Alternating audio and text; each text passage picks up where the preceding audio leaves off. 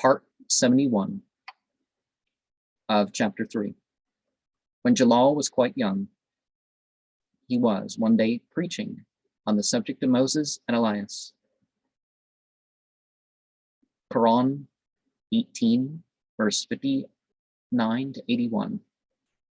Elias, I don't know what Elias is there. Probably the green one.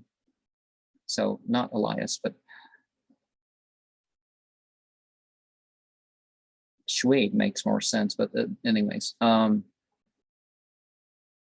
not even going to say necessarily it's human, but one of his disciples noticed a stranger seated in a corner, paying great attention, and every now and then saying, "Good, quite true, quite correct." He might have been the third one with us too. The disciple surmised that the stranger might be Elias. Elias is believed by Muslimin to always be visible somewhere, but that people know him not. I don't think I've heard this, but did they recognize him?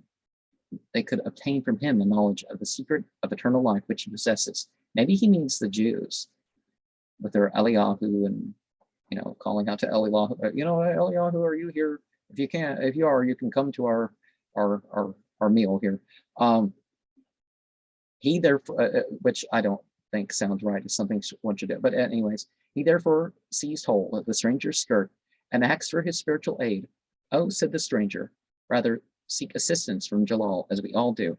Every occult saint of God is a loving and admiring friend of him." So saying, he managed to disengage his skirt from the disciple's hold and instantly disappeared. The disciple went to pay his respects to Jalal, who at once addressed him, saying, "Elias and Moses and the prophets are all friends of mine."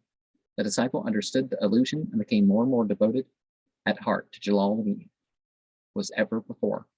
Now, see, the prophets are all friends of mine doesn't mean that one is having communion of the saints in that sort of way, right?